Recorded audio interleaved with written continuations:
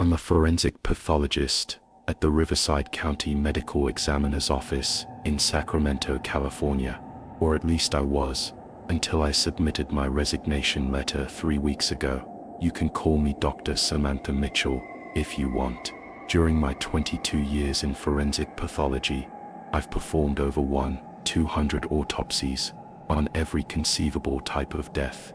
Homicides that kept detectives awake at night, suicides that broke families apart, accidents that defied explanation, overdoses from designer drugs we'd never seen before, and natural deaths where families desperately needed answers. But what I'm about to tell you about is the one case that made me question everything I thought I knew about death itself. The precise moment when life ends, and ultimately led me to abandon my career entirely and move into research that most of my colleagues consider pseudoscience. The Riverside County Medical Examiner's Office serves over 2.4 million people across Northern California's most diverse counties.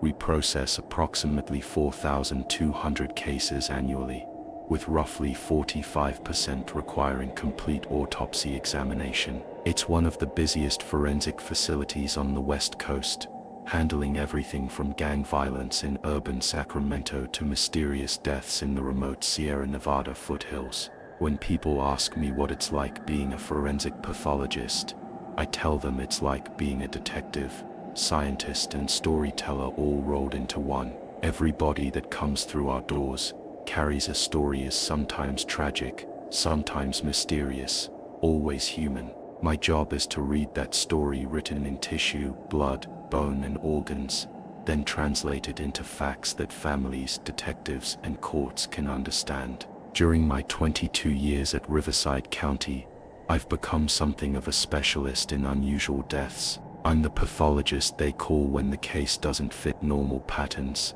when the circumstances are bizarre, when other forensic investigators hit dead ends. I've examined victims of rare poisonings, deaths from experimental drugs, bizarre accidents involving industrial equipment, and homicides where the weapon was so unusual it took months to identify. I remember the case of Marcus Chen, a software developer found dead in his apartment with no apparent cause, until toxicology revealed traces of tetrodotoxin pufferfish poison toxins in system. The case took 8 months to solve when we discovered his roommate had been slowly poisoning him with improperly prepared fugu sushi. Then there was the Sarah Williams case, a yoga instructor found dead during a meditation retreat in the mountains. Initial examination showed no trauma, no obvious cause of death, until microscopic analysis of her lung tissue revealed inhaled spores from Amanita creata, the destroying angel mushroom,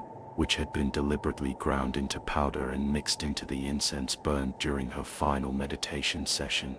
I've seen bodies pulled from the frigid waters of Lake Tahoe after 6 months underwater, remains discovered in the desert after years of exposure, victims of house fires where identification required DNA analysis and dental records. I've performed autopsies on people who died from diseases so rare they're only seen once in a medical career, genetic conditions that medical textbooks mention, but most doctors never encounter. The case that earned me national recognition involved a businessman named Robert Hayes, who died mysteriously in his downtown office building. He was found collapsed at his desk with no witnesses, no apparent medical emergency, and no obvious cause of death. The police investigation turned up nothing unusual. 3 other forensic pathologists examined the body and found no definitive cause of death. The case was headed toward being classified as undetermined when I noticed a tiny, almost invisible puncture wound behind his left ear, smaller than a pinprick. Under high magnification, I found traces of conotoxin, a neurotoxin produced by cone snails. Further investigation revealed that Hayes had recently returned from a business trip to Australia, where he had collected seashells as souvenirs for his daughter. One of those shells contained a living cone snail that had apparently stung him when he reached into his briefcase. The neurotoxin caused rapid paralysis and cardiac arrest, but left virtually no trace except for that microscopic puncture wound. The case was featured in forensic journals worldwide and led to my appointment as consultant for unusual toxicology cases across the western United States. But beyond the exotic cases that made headlines, most of my work involved the fundamental certainties of forensic pathology. The human body, in death, follows predictable biological laws that have been documented and studied for centuries. These post-mortem changes don't lie. They provide forensic pathologists with reliable timelines for determining when death occurred, crucial information for legal proceedings and family closure. Algor mortis, the cooling of the body, after death, occurs at a measurable rate of approximately 1.5 degrees Fahrenheit per hour until the body matches ambient temperature.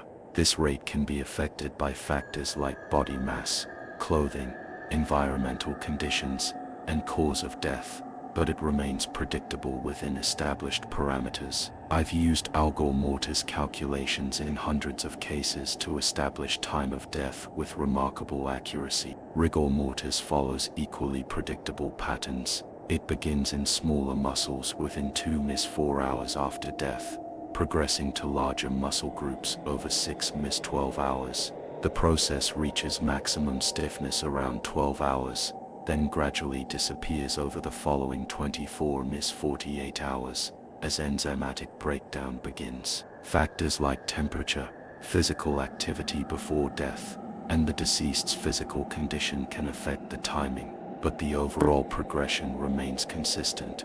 Liver mortis, the gravitational pooling of blood, creates distinctive patterns within 30 minutes to 2 hours after death. The blood settles into dependent body parts, creating purple-red discoloration that becomes fixed after 8–12 hours. These patterns can reveal whether a body has been moved after death, the position in which death occurred, and provide additional timeline markers. Decomposition follows equally predictable stages: fresh, bloat, active decay, advanced decay, and finally dry remains. Temperature, humidity, insect activity, and burial conditions affect the rate, but the sequence remains constant. In California's varied climate zones, from coastal fog to desert heat to mountain cold, I had learned to read these patterns like a forensic calendar, determining not just when death occurred, but often the specific environmental conditions the body had experienced. Modern forensic pathology employs sophisticated technology that would have seemed like science fiction when I began my career. Digital autopsy imaging allows us to see inside bodies without making a single incision. Advanced toxicology screening can detect thousands of different substances, from common drugs to exotic plant toxins, to synthetic compounds that didn't exist 5 years ago. DNA analysis can identify victims from fragments of tissue smaller than a fingernail. We work with teams of specialists, toxicologists who can identify poisons from microscopic tissue samples, odontologists who can identify victims from dental remains, anthropologists who can determine age, sex, and ancestry from skeletal remains, entomologists who can establish timeline of death based on insect colonization patterns, ballistics experts who can match bullets to specific weapons, and trace evidence specialists who can link microscopic fibers, glass fragments, or paint chips to specific sources.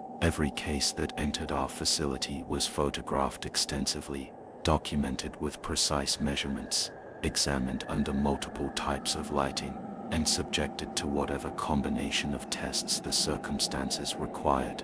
Digital microscopy could magnify tissue samples to reveal cellular-level damage. Mass spectrometry could identify unknown substances from tissue samples weighing less than a milligram.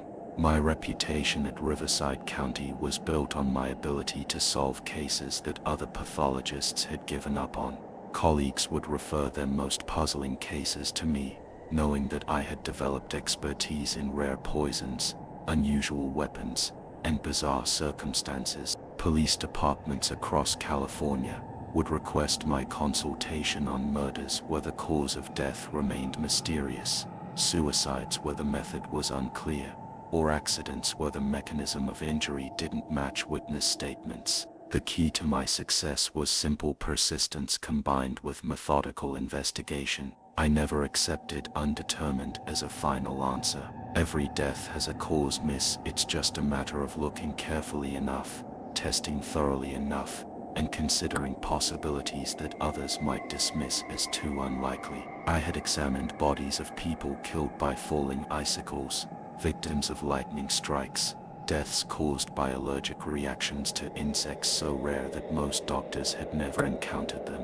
I approached every case with the same philosophy: the dead deserve truth, families deserve closure, and justice requires facts. No matter how bizarre the circumstances, how unusual the presentation, or how frustrated the investigating officers, there was always a logical, scientific explanation for what had happened to end someone's life. This wasn't just professional confidence, it was scientific certainty based on decades of experience and hundreds of solved cases. The cases that seemed most mysterious often turned out to have the most elegant solutions. A woman found dead with no apparent cause turned out to have died from an air embolism caused by a tiny puncture wound from a contaminated acupuncture needle. A man who died during a business meeting had been poisoned with ricin delivered through a modified umbrella tip, just like the famous Bulgarian dissident assassination. A jogger found dead on a mountain trail had been killed by a single bee sting, to which she was fatally allergic, but had never been tested for the allergy.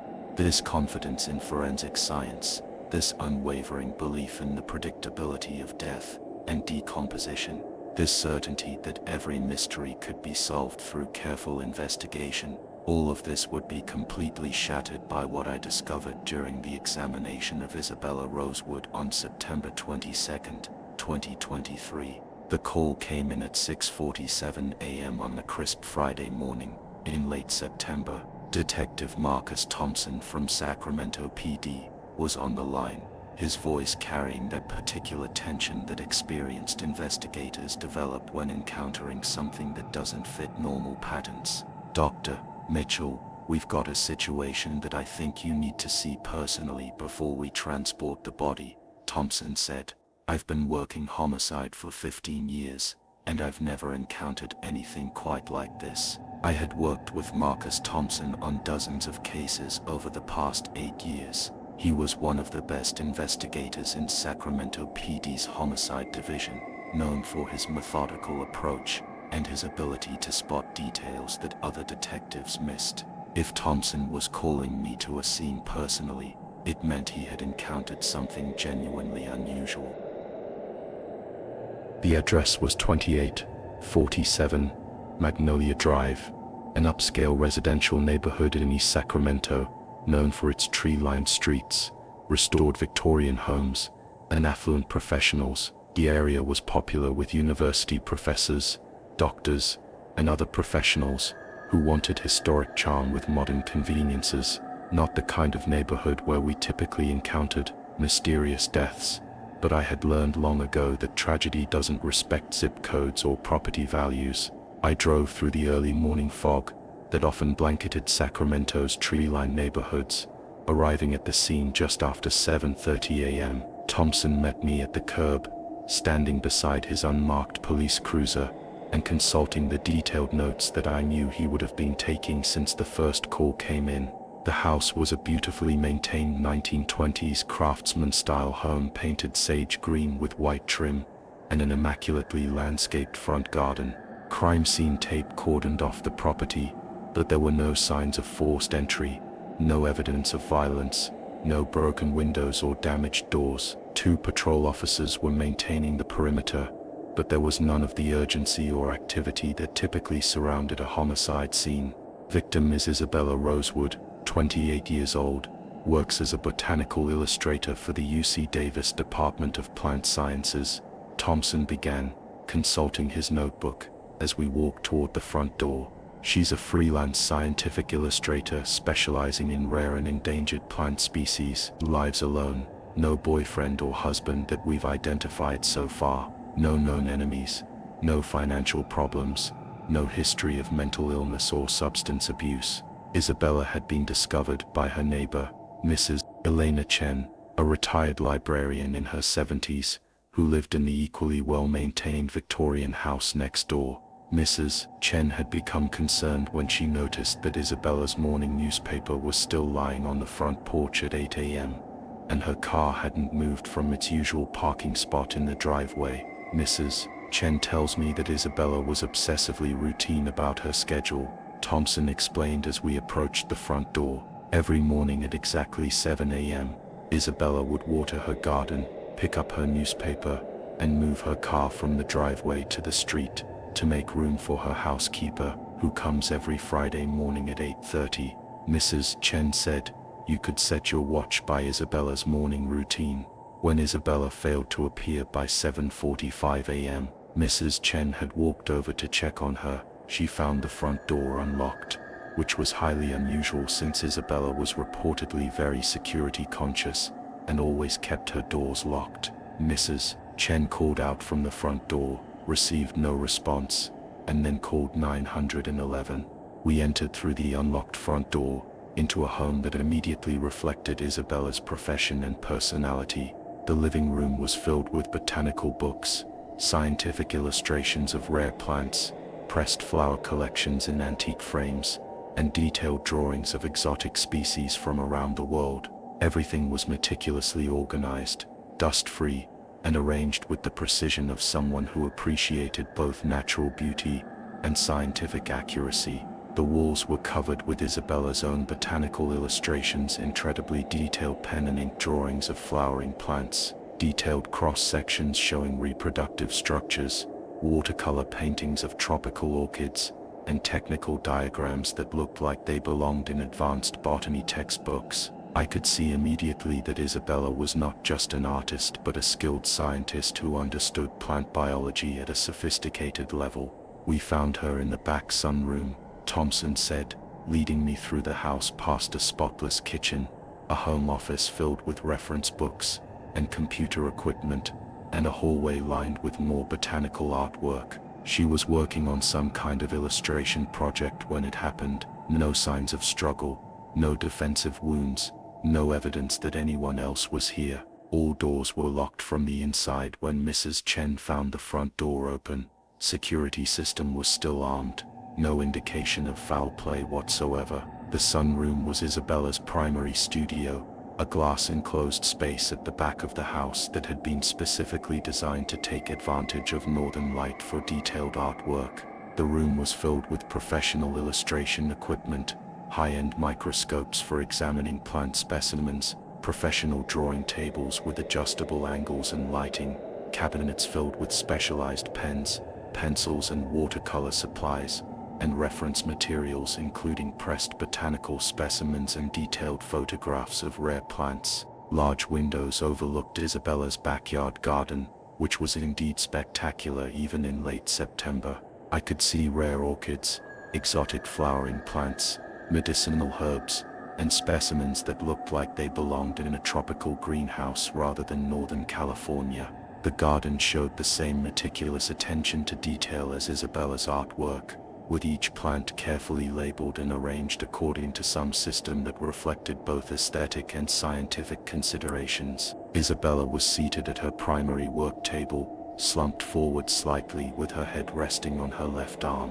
A detailed pen and ink illustration was spread before her, partially completed with extraordinary artistic skill and scientific precision.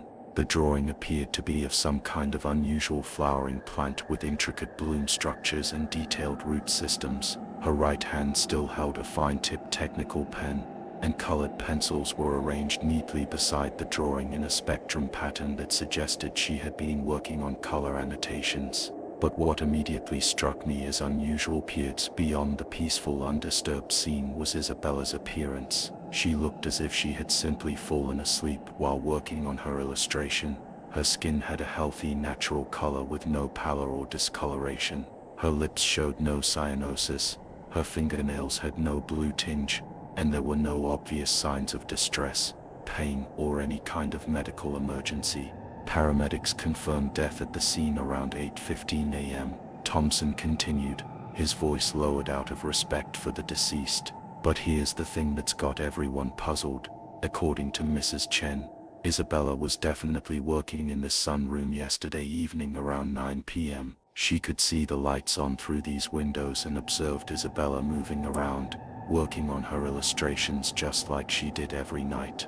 I began my preliminary examination while the body was still in situ, something I only did in cases where the scene might provide crucial context for understanding the death. Isabella appeared to be a healthy young woman with no obvious injuries, no signs of trauma, no indication of suicide or violence.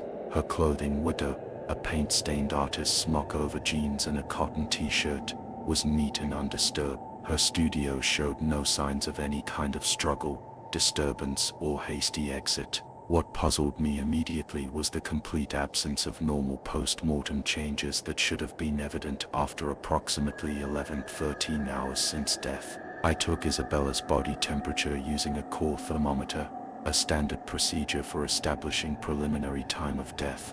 The reading was 97.8 degrees Fahrenheit, essentially normal body temperature for a living person. In an ambient room temperature of approximately 74 degrees, her body should have cooled significantly overnight, losing at least 15.0 degrees over the span of 13 hours. There was no rigor mortis whatsoever. Her joints moved freely when I tested them, her muscles showed no stiffening, and her limbs could be positioned easily, characteristics you might expect within the first hour or two after death, but not after nearly half a day. When I gently lifted her arm, it moved with the same flexibility as a living person's arm, with no resistance or stiffness. Most puzzling of all, there was no livor mortis. Isabella had been found in a seated position, slumped forward over her work table. Blood pooling due to gravity should have created distinctive purple-red discoloration in her lower back, buttocks, and the backs of her thighs, areas where blood would naturally settle in this position. Isabella showed none of these changes. Her skin color was uniform and healthy looking throughout her body. I checked her corneas, which typically begin clouding within hours of death due to the breakdown of epithelial cells. Isabella's eyes remained clear and bright, with no signs of the opacity that develops as part of normal post-mortem changes. Her pupils responded to light changes when I used my pen light, something that should have been impossible hours after death. I checked and double-checked the timeline with Detective Thompson and Mrs. Chen, who had joined us in the sunroom. Isabella had definitely been alive and active in her studio around 9 p.m. on Thursday evening. Mrs. Chen was absolutely certain because she had been watering her own plants on her back deck and had a clear view into Isabella's sunroom. She had seen Isabella working at her drawing table, moving around the room and organizing her art supplies just as she did every evening. Isabella had been discovered unresponsive Friday morning around 8 a.m. when Mrs. Chen became concerned about the deviation from Isabella's rigid morning routine. The paramedics had confirmed no vital signs, no response to physical stimuli, no indication of life when they examined her at 8:15 a.m. Yet her body was presenting as if death had occurred within the past hour or two, not 13 hours earlier. "Detective Thompson," I said, stepping away from the body and removing my examination gloves. "I need this entire scene processed exactly as is, with detailed photography of everything in this room. I want Isabella transported to our facility immediately, and I need you to ensure that no one else handles the body until it reaches me. This case is going to require every forensic tool we have available." "Is there something specific you're looking for, Dr. Mitchell?" Thompson asked, his experienced detective instincts picking up on the concern in my voice. "Something that suggests this isn't a natural death." I looked back at Isabella Rosewood, this talented young woman who appeared to be peacefully sleeping in her beautiful studio, surrounded by her life's work of capturing the intricate details of rare and exotic plants. Everything about her death was fundamentally wrong from a forensic standpoint, something that challenged basic biological principles I had relied on for over 2 decades of practice. "Detective," I said finally, "I've performed autopsies on over 1,200 bodies during my career. I've seen every possible presentation of death, every variation of post-mortem change, every kind of unusual circumstance you can imagine. What I'm observing here doesn't follow any known biological pattern for human death and decomposition. Isabella Rosewood's body is showing us something that shouldn't be medically possible. She appears to have died without undergoing any of the cellular processes that begin immediately after death occurs. As Isabella's body was carefully transported to our facility that Friday morning, I had no idea that I was about to encounter the most extraordinary and inexplicable case of my entire forensic career. A case that would force me to question everything I thought I knew about the moment when life ends, and what happens to the human body in the immediate aftermath of death. When Isabella Rosewood's body arrived at our facility that Friday afternoon, I cleared my entire schedule and assembled the most experienced forensic team available. I brought in Dr. Patricia Wong, our lead toxicologist, with 18 years of experience, and Dr. James Harrison, a forensic pathologist who specialized in unusual death presentations. If this case was going to challenge everything we knew about death, I wanted the best minds in forensic science, examining every detail. The formal autopsy began at 2:30 p.m. Isabella's body was still showing absolutely no signs of normal post-mortem changes, no rigor mortis, no livor mortis, no decomposition, and most remarkably, her core body temperature had actually increased slightly to 98.1 degrees Fahrenheit since morning. In 22 years of forensic pathology, I had never encountered a deceased individual whose body temperature rose hours after death. The external examination revealed a perfectly healthy 28-year-old woman with no signs of trauma, disease, or distress. Her skin remained supple and warm to the touch. Her joints moved freely. When I used my ophthalmoscope to examine her eyes, the retinal blood vessels appeared normal with no signs of the settling or fragmentation that occurs within hours of death. "This is impossible," Dr. Harrison whispered as he observed the examination. "She's been dead for over 16 hours now, but her body is presenting as if death occurred minutes ago." When I made the first incision for the internal examination, something extraordinary happened. Isabella's tissues bled, not profusely, but enough to require suction during the procedure. Dead bodies don't bleed. Once circulation stops, blood coagulates and remains in vessels and organs. The fact that Isabella's cardiovascular system was still producing bleeding suggested that some biological processes were continuing long after clinical death. The internal examination became even more puzzling. Isabella's heart appeared completely normal. No blockages, no structural abnormalities, no signs of disease that could explain sudden cardiac death. Her coronary arteries were clear, her heart muscle showed no damage, and there were no blood clots that might have caused a fatal embolism. Her brain showed no signs of stroke, hemorrhage, or trauma. Her lungs were clear with no indication of respiratory failure. Her liver, kidneys, and other organs all appeared remarkably healthy for a deceased individual. In fact, they appeared too healthy, showing none of the cellular changes that begin immediately after death, as oxygen deprivation causes cellular breakdown.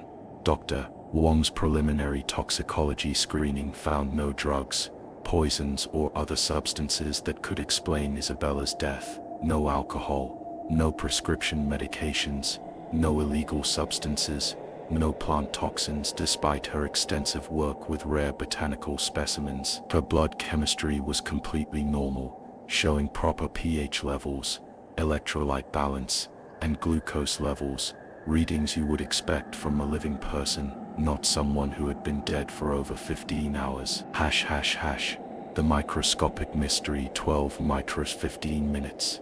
The tissue samples I examined under high-powered microscopy revealed the most extraordinary findings of my career. Isabella's cellular structure was completely intact, with no signs of autolysis, a cellular self-destruction that begins within minutes of death, as enzymes break down cellular components. Her neurons showed no signs of hypoxic damage. Her cardiac muscle cells appeared viable and healthy. Most remarkably, When we tested her tissue samples for electrical activity using specialized equipment normally reserved for research purposes, we detected measurable bioelectrical activity in her cardiac tissue. This was scientifically impossible. Electrical activity in cardiac tissue ceases within minutes of death, as cellular ATP is depleted and ion gradients collapse. Dr. Mitchell, Dr. Wong said, showing me the results of her advanced spectral analysis. I found something in Isabella's tissue that I've never encountered before. There's an unknown organic compound present in her bloodstream and organs, something that's not in any database we have access to. The compound appeared to be plant-based, but unlike any known botanical toxin or pharmaceutical substance, it had a complex molecular structure that seemed to be preserving cellular integrity at the microscopic level, preventing the normal breakdown processes that occur after death. Could this be related to her work with rare plants? I asked, remembering Isabella's extensive botanical research and her garden filled with exotic specimens. Dr. Wong shook her head. I've run comparisons against every known plant compound in our databases, including rare alkaloids, unusual proteins, and experimental botanical extracts. This substance doesn't match anything previously documented. It's completely unknown to science. The investigation deepens 17 minutes. Over the following week, I consulted with experts across multiple disciplines. I contacted botanists at UC Davis, who had worked with Isabella, toxicologists at the CDC, and researchers who specialized in plant biochemistry. No one could identify the compound or explain how it might be preventing normal post-mortem cellular breakdown. The case attracted attention from the university research community when Isabella's colleagues learned about her unusual death. Dr. Margaret Foster, Isabella's supervisor at UC Davis, provided crucial information about Isabella's recent work. Isabella had been researching a newly discovered orchid species from the Amazon rainforest. Dr. Foster explained during our meeting at the university. She was working on detailed illustrations for a paper about the plant's unique biochemical properties. The orchid, Orchidaceae perpetua, was recently found in an unexplored region of Peru, and appears to produce compounds that can dramatically slow cellular aging in plant tissue. Isabella had been working with pressed specimens and preserved samples of Orchidaceae perpetua for the past 3 months, creating detailed scientific illustrations for a major botanical journal. Dr. Foster showed me Isabella's research notes, which documented her observations about the plant's extraordinary preservation properties. Isabella noted that the plant specimens remained fresh-looking and structurally intact far longer than any other botanical samples she had worked with. Dr. Foster continued, she theorized that the plant produced some kind of natural preservative compound that prevented cellular breakdown. The life-changing realization. 19 minutes. The pieces began falling into place with horrifying clarity. Isabella hadn't died from disease, poisoning, or trauma. She had apparently died from exposure to an unknown compound produced by Orchidaceae perpetua that was preserving her cellular structure at the molecular level, preventing her body from undergoing normal post-mortem changes. But the implications went far beyond a single mysterious death. If this plant compound could preserve human cellular integrity after death, what did that mean for our understanding of the dying process? Were there other compounds in nature that could affect human biology in ways we had never imagined? I found myself lying awake at night, thinking about all the cases I had encountered over the years where families insisted their loved ones seemed different after death, more peaceful, more preserved, more lifelike than seemed normal. Had I dismissed important observations because they did